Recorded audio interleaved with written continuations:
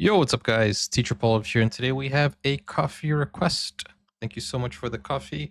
Thanks to Lena, who says Sami and Finnish Kvani tradition. Kvani tradition. Or does that sound like a sh sound? Don't know. How do you pronounce that? Do you guys know? Let's check this out. And thank you so much for the follow. Let's go. Hard K. Kveni. Dried reindeer meat and cheese dunked in coffee is... Wait. Let's start that over because I was not ready for him to say dried reindeer meat dipped in coffee. I was not expecting that. And welcome, Critter Jason. Shout out to the US. Let's go. I was not waiting for that. What?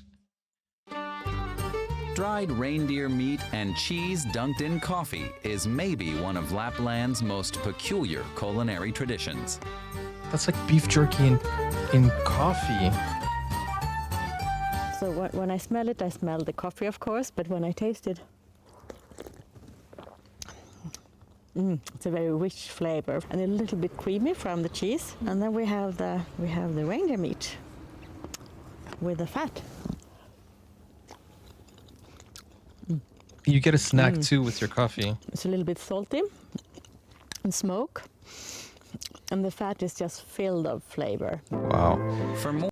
You know, I have heard that if you put salt in your coffee, it enhances the flavor, so I can understand how it goes with the reindeer meat, but it is quite peculiar. And then the cheese also, interesting. But I would say also, maybe in Norway, if you add brunost, right, which is kind of like a caramel flavor brown cheese, it would fit with coffee too. Kind of give it a creamy flavor.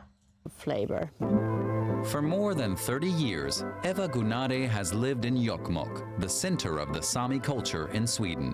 Jokkmokk. She researches the culinary traditions of the Samis. The indigenous people of Scandinavia have always lived here, close to the Arctic Circle, where the temperature often falls below minus 20 degrees Celsius. For the people here in the north, it's always been two things. It's about keeping warm, and it's to get energy. So of course, sweet things were not easy to find, but you could always milk the reindeer. And also the tradition of drying the reindeer meat is very, very long and very old. And that is also, it's good to have it dry, but when you put it in the coffee, you get the heat and you get the energy. This is Makes where a lot the of coffee sense. cheese is made. Especially like if you are in these freezing conditions, I feel like somebody might have, I think the first person who ever did this was thinking, dang, this meat is so cold, it's almost frozen. Let me put it in my coffee. And that's how it was born, I would say. But that's hard cheese, right? That cheese doesn't melt. At least from what I understand. This is where the coffee cheese is made, in Vullarim. Wait, did you just say you guys drink, a popular drink is reindeer meat broth? That is surprisingly actually very appealing to me. Like drinking beef broth. It sounds delicious. Yeah, basically it's soup. You're right. You're right, Jason. Yeah, it's just soup. I was thinking, wait, that tastes delicious, a meat flavored drink, but yeah, it's just soup. I would say it's just soup. This is where the coffee cheese is made, in Vullarim. The farm has about 80 fjäll, a Swedish breed of mountain cattle that has been threatened with extinction due to its low milk yield. Dang, For the but past that's couple a of fat years, cow. agricultural specialist Gabriella Lundgren has been working with the cows here. The milk, it's more fat than in normal cow milk, and it's a special protein which is called kappa casein, which makes very good cheese out of it. And it's a tradition also to make this kaffeost, the coffee cheese from these cows. And this is Rosa. Rosa. Little Rosa. The production starts off like it would with any other cheese. However, the special thing about the coffee cheese is that instead of maturing on the shelves, it's baked in the oven, and sometimes even Oven smoked. baked. Usually Nice. the coffee cheese only has a thickness between 1 and 3 centimeters. Here, some 800 kilos of coffee cheese are produced on a yearly basis. Dang, I know 800 when kilos. people from other countries have tasted it, they say this is not a cheese. But it is a cheese, but it's very different from others. This tastes like fresh, creamy milk. A little bit sweet, I would say. And That explains it. You know, it's not as weird as it sounds because, yeah, it's coffee and milk. It's literally milk coffee, coffee with milk. Like we add creamer, we add milk. Why not add cheese, right? It's basically coffee with milk. So yeah, it's not weird at all. Not at all. I would say. I love you. And Thank you so much. Oh wow, thank you for the coffee. We have a new supporter here. Thank you, Jason. Cheers to you. has this. I think you are supporter number 316. Pretty dope. It has this when we are chewing on it, and that's very, very important. If you not hear this noise in your teeth, it's not coffee cheese. Nice. It's time for a coffee break, or a fika as the Swedes say. Nice fika. The average Swedish person drinks a lot of coffee, more than 3 cups a day.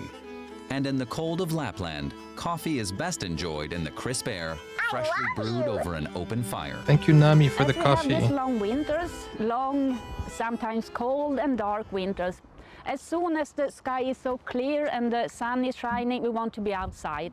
And of course, coffee is the most important thing. You don't have to have so much to eat, but coffee, it's very important. Coffee and cheese is a tradition for us. It's like the taste of my childhood. I think about my grandmother and grandfather when I eat the coffee cheese. That is awesome. That is the Samis awesome. have also enjoyed reindeer meat with their coffee. Easy to carry, the dried meat was always a staple for the nomads. But in the extreme cold, it would sometimes freeze, making it hard to eat without first softening it with a warm beverage. When you put the reindeer meat in it, the reindeer meat, which is dried and salty, it gets a little bit of salty flavor to the coffee, but Yeah. then it also gets warm. And when we are cold outside, which we are many times in the year, it's so nice to have the warm meat. So Coffee, cheese, and reindeer. That's pretty cool. You know, the Sami drink coffee to heat up. The Russians drink vodka. So I wonder if there's vodka and cheese too. I'm sure there is, right? Coffee, cheese, and reindeer meat. A special tradition from the icy cold region of Northern Europe. That looks really nice. Yeah, so it isn't as weird if you think cheese comes from milk, right? When you think about that and, you know, milk, coffee, it goes together. I'm actually having coffee with milk here. And I know some people might think it's you gotta drink black coffee with no sugar. I know that's how most Scandinavians have it, but you know, we got our Harry Potter mug here and just enjoying some just enjoying some coffee, you know, with a sweet taste to it. Okay, guys, that was pretty cool. It's nice to see this, and it's nice to see that there are different traditions all over, and it's pretty cool. Thank you so much, Lena, for requesting this and showing me this video. Guys, if you are new to the channel, don't forget to like, don't forget to subscribe. And if you want to watch full movie reactions, series, shows, and other stuff, go over to Patreon or to Buy Me a Coffee, and you can even request videos there.